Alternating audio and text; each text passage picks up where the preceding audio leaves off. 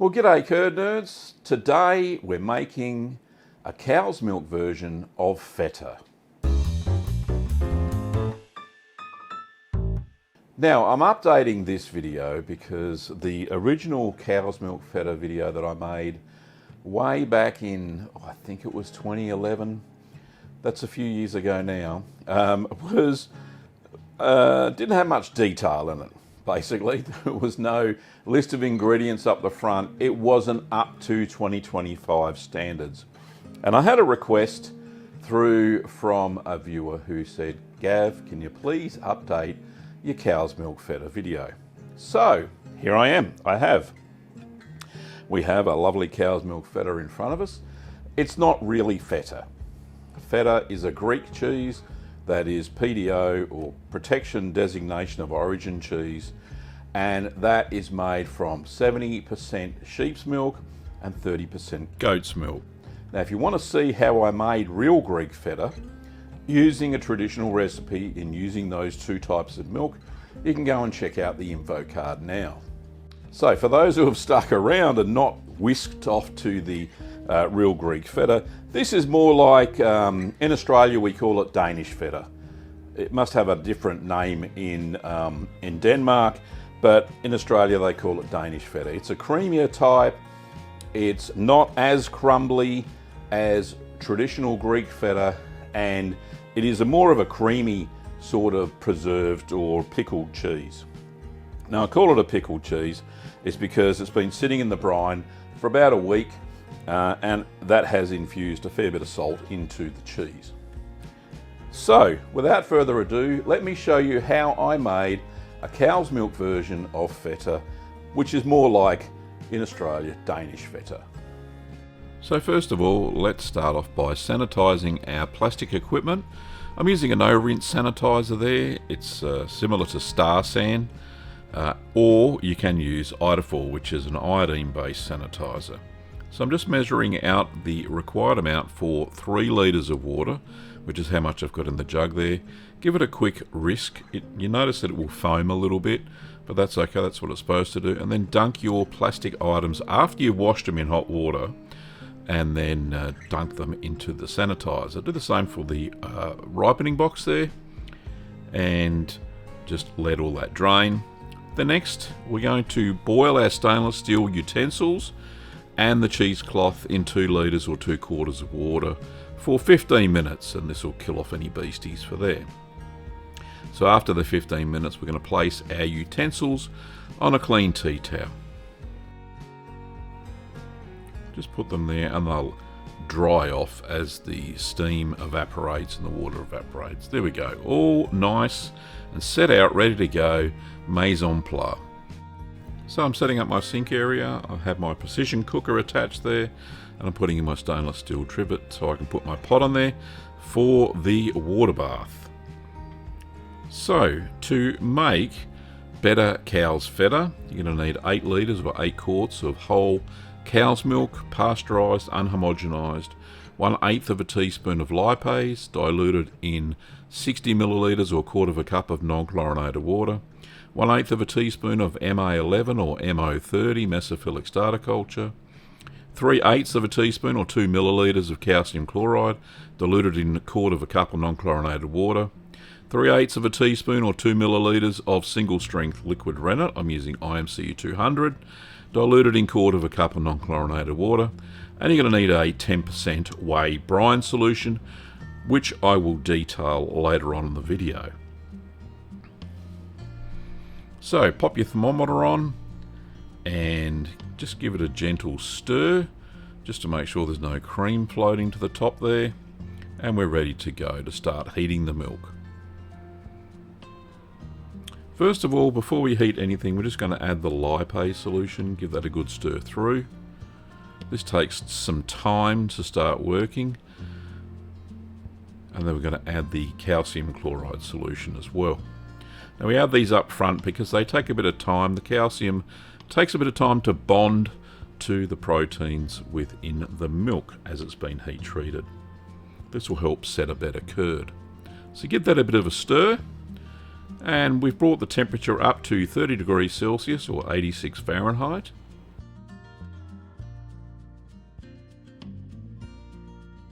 And it's now time to add the starter culture. So just sprinkle that over the surface of the milk. There we go, lovely. Now that's going to need some time to rehydrate. So I'm going to pop the lid back on and allow it to rehydrate for 5 minutes. There we go. So 5 minutes later, we can take the lid off and we stir in the starter culture.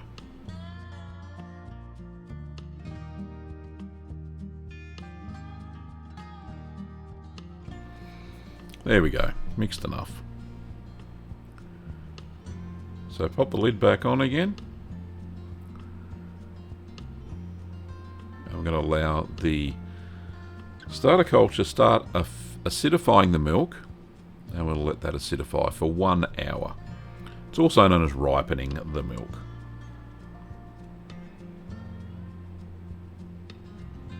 So 1 hour later, we're just going to give that a stir because the cream has floated to the top again. Just mix that back into the milk.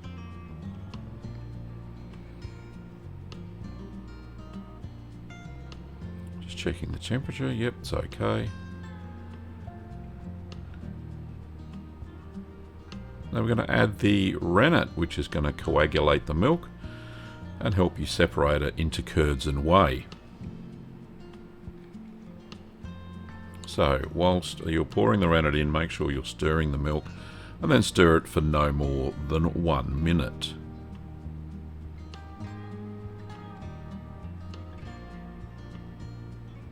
So pop the lid back on and we're going to allow the curds to set for 1 hour. This will give us a nice firm curd. So 1 hour later, we're going to check for a clean break with your curd knife.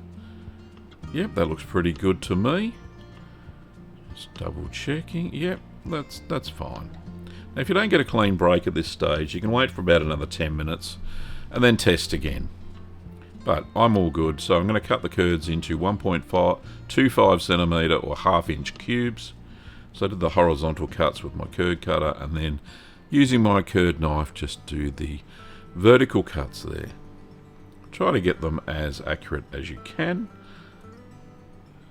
But you can always cut the curds later as you're stirring if you find any big ones. There we go, all done. So allow the curds to heal for 5 minutes before you stir them. This stops any curds from fracturing. There we go. So gently stir and you'll notice that the curds maintain their cube sort of shapes initially. Temperature's spot on.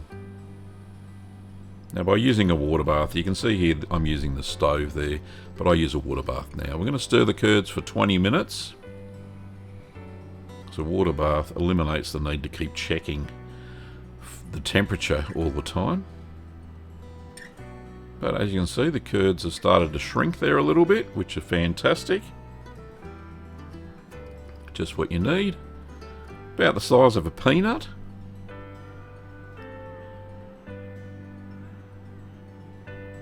Also during that stirring you'll notice that the curds have shrunk and some extra whey has been released. So pop the lid on and we're going to allow the curds to settle down the bottom to make it easy to pour off for 5 minutes. So back over at the sink area, we're going to get our loose weave cheesecloth and put that over our sanitised colander. Now make sure you've got a pot underneath because we want to keep at least 2 litres of the whey, and then transfer the curds into the cheesecloth lined colander. So you'll see why we need the brine later on. So you can allow those to drain for about 5 minutes to get any of the excess whey out. Now you can keep the whey and check out my 15 ways with whey video in the info card now. Now I'm going to transfer the curds into a large feta basket, which has been lined with the butter muslin. Now I didn't know how much curd I'd have, so I had some standby square ones at the back there. I'm using the big rectangle ones here. And by the looks of it, I can fit all of the curds into one big rectangle mould, which is absolutely fantastic. Just what I wanted.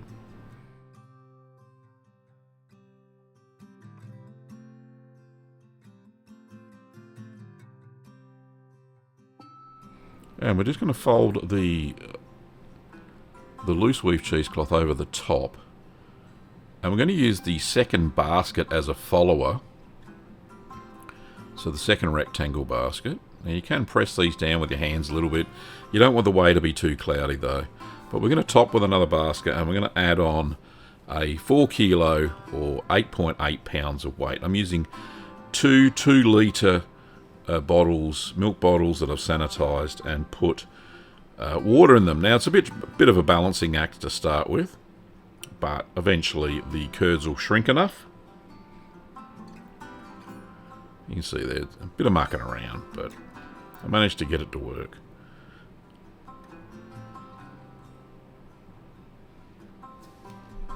So we're going to press for 30 minutes once we get our act together there. Anyway, I managed to get it on there, and they shrunk enough, so 30 minutes later we're going to take the cheese out of the basket. Doesn't matter if it looks a bit wonky at the moment, it'll all get fixed in the wash. Righto, so we just flip it over. It's a big chunk of cheese, that one. Nice. There we go. Pop it back in the rectangle basket. If you have to push it in, push it in.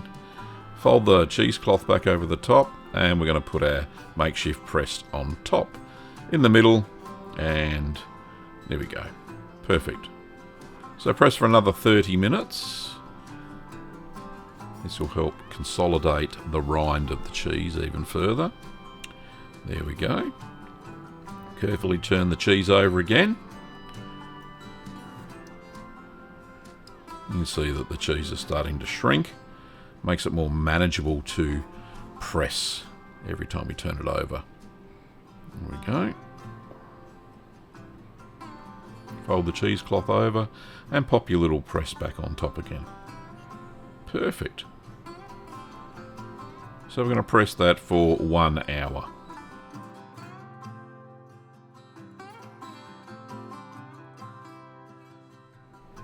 So 1 hour later, we're going to take the press off. There we go. We'll carefully turn the cheese again. You can see the cheese is shrinking all the time.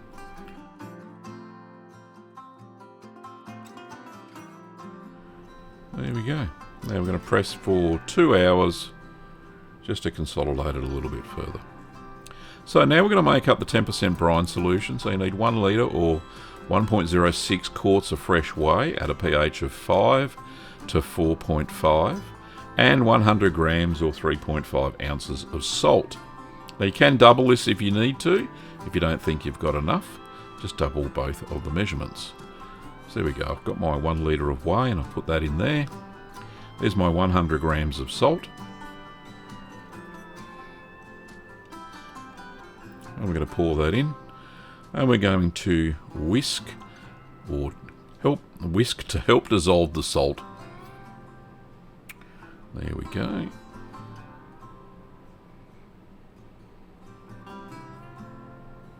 Beautiful. So that's all the salt combined in the whey. Ready to brine the better cow's feta.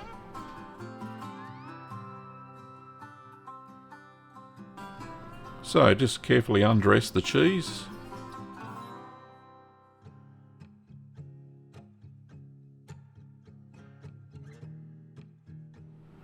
So the reason this may look a little bit different to you, because this is a smaller batch that I've made. I actually halved the recipe for this part of the video. So place your cheese into the 10% brine solution for at least 3 days in the kitchen fridge at 4 degrees Celsius or 39 degrees Fahrenheit, and turn it every day. If you find it's starting to go a little bit slimy on the surface, Pop in 1 teaspoon of white vinegar into the whey and give it a good stir, and this will stop the sliminess. So back to Gav for more commentary. So there you go, curd nerds, nice and easy. Those rectangle baskets may not be easy to come by for you. We do have some in our store. I'll put the link in the description down below. But you can get those square feta baskets, and you can even halve the recipe if you want to make a smaller batch, using 1 gallon or 4 litres of milk instead. So, what are you here for? You're here for the taste test. Let's see what it tastes like. I've had this feta out of the brine for about 30 minutes. It's come up to room temperature now because it was at 4 degrees Celsius. I brined it in the kitchen fridge. So yeah, I've taken it out, I've patted it down. It was just a tiny bit slimy because I really didn't have the acid balance right. I didn't use any vinegar in the whey brine that it's traditionally brined in. So I should have added probably a teaspoon of vinegar just to bring the pH down a little bit closer to 5 to 4.5. Now, having said that, it hasn't affected the cheese per se. So let's get into it. It's a little bit tacky, but other than that, it still breaks apart fairly well. I'll put it on a cracker. We'll see how it goes from there. It is, if you push it down hard enough, spreadable, which is good. And you'll be able to crumble it over salads and stuff like that. This is on the milder side of, you know, fetas that you can buy in the supermarket. So let's try it, shall we?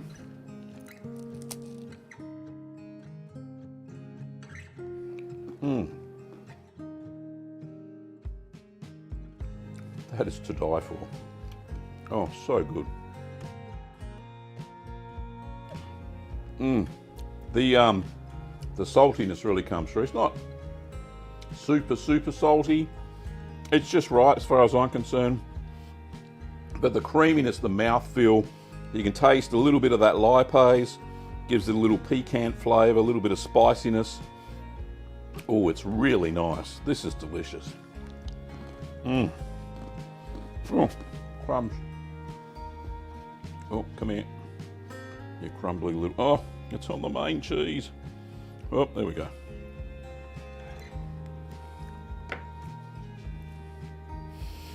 The aroma is just nice. It's powerful. Oh, it just smells great.